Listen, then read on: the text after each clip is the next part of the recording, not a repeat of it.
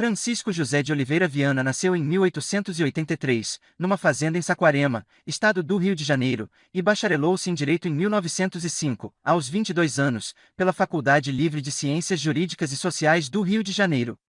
Foi professor da Faculdade de Direito Teixeira de Freitas, em Niterói. Na década de 10, enquanto o mundo tentava se recuperar da devastação da Primeira Guerra Mundial. Na época o autor publicou sua obra de estreia Populações Meridionais do Brasil. Neste livro prestes a ser consagrado, Viana desenvolveu uma análise sociológica histórica orientada de acordo com os padrões científicos mais contemporâneos. Voltando às origens de nossa formação, o primeiro século de colonização, em sua terminologia, explica por que no Brasil não conseguimos construir formas modernas de solidariedade social, constituindo um modelo interpretativo explicável. O passado mais distante do país continha essa causa profunda dessa falta de solidariedade, a incapacidade do povo de se organizar de forma autônoma, o que impossibilitou o surgimento de uma sociedade industrial urbana moderna. Em seu diagnóstico, a falta de solidariedade na sociedade brasileira precisava ser plenamente compreendida para ser superada, mas como? Assim, em contraste com o discurso otimista e atual sobre o futuro do Brasil, uma versão mais realista começa a surgir, levando a uma série de doenças, deterioração da saúde, educação, opinião pública, etc. Tudo se resume à ausência de uma sociedade e de um governo modernos. Nesse sentido, a solidariedade tornou-se um dos elementos mais estratégicos do discurso político sobre o atraso do Brasil, que existe na ciência e na sociedade em geral, imprensa, senso comum, e desde então só cresceu e se difundiu. Para o autor, o atraso do país é caracterizado por um Brasil real caracterizado pela não solidariedade e um Brasil legítimo, um mundo de instituições destinadas a governar um país que ainda não existia. Ele moldou a vida e o discurso político neste país por décadas, e que não terminou no início do século XXI. Sob esse ponto de vista, essa dicotomia é vista como uma tentativa de compreender as características da realidade brasileira e fornecer subsídios para refinar a modernização dos projetos de intervenção política. Defender o poder do Estado interventor e facilitar o movimento do Estado na sociedade acabará por dominar esses novos projetos, em última análise, defendendo o Estado autoritário e centralizando o poder no poder executivo. Essa observação é de fundamental importância porque a segunda grande interpretação ou sugestão do autor encontra-se em seu projeto sobre a organização empresarial do Estado e da sociedade brasileira. Mas o passo entre o não-solidarismo e essa nova arquitetura baseada em premissas corporativistas não foi tão fácil ou rápido como os autores muitas vezes nos levam a crer. Segundo Oliveira Viana, a falta de organização social das pessoas. O Brasil nunca foi um país.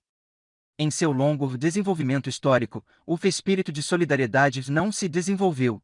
Diante desses dados sociológicos, a evidência política foi de que é responsabilidade do Estado apoiar, estimular e desenvolver atividades e movimentos de unidade que construam pessoas e sejam expressões de solidariedade. No entanto, essa defasagem poderia ser superada dada a expansão e efetividade das novas atividades do Estado, que teve que integrar novas organizações sociais ao seu sistema decisório. Nesse sentido, a centralização garantiu uma direção nacional unificada da atividade política, e não uma federalização de funções em bases territoriais. Por outro lado, houve a distribuição funcional dos encargos políticos, que se manifestou especialmente no estado de autarquia que essas organizações assumiram. Ou seja, certas esferas nacionais centralizavam muitos poderes, em alguns casos não apenas o executivo, mas também o legislativo e o judiciário. Bons exemplos são órgãos executivos, como conselhos e comissões, e órgãos judiciais, como tribunais, que podem redigir normas gerais, com autoridade normativa, ao lado e até mesmo dentro dos estados. Eram, portanto, instituições semi-estatais que podiam ser tanto econômicas quanto não econômicas, pois realizavam serviços como educação e saúde paralelamente às principais áreas de organização do trabalho. Para Viana, por conseguinte, o mundo do trabalho era particularmente propício à organização do povo, ao exercício do corporativismo, já que se constituía em campo fértil para o real conhecimento de interesses econômicos e sociais, despolitizados, pela vivência da profissão. As iniciativas estatais no terreno da sindicalização das classes tinham esse peso, sendo os sindicatos, ao lado da família, as células básicas das sociedades. Em sua proposta, os sindicatos deveriam ser distintos e profissionais, e não pessoas jurídicas, exercendo as prerrogativas do poder público sujeito à fiscalização estatal. Devido a essas qualidades, seus direitos de representação se estendiam além de sua filiação e lhe garantiam a capacidade, por exemplo, de assinar acordos de negociação coletiva para atuar como um ator coletivo em público. Isso foi visto como essencial para lançar propostas, fortalecer a elite dominante e atrair trabalhadores para o sindicato. Oliveira Viana é claramente um homem do seu tempo. Ou seja, suas ideias foram moldadas, difundidas e reconhecidas até a década de 1920, e ele foi um escritor de sucesso até o final da década de 1940, entrando em diálogo com as tradições e paradigmas vigentes na época. Gostou desse vídeo? Se inscreve no canal para nos ajudar a fazer mais vídeos como esse. Comente e nos diga qual tema ou pensador você gostaria de ver aqui. Muito obrigado e até a próxima!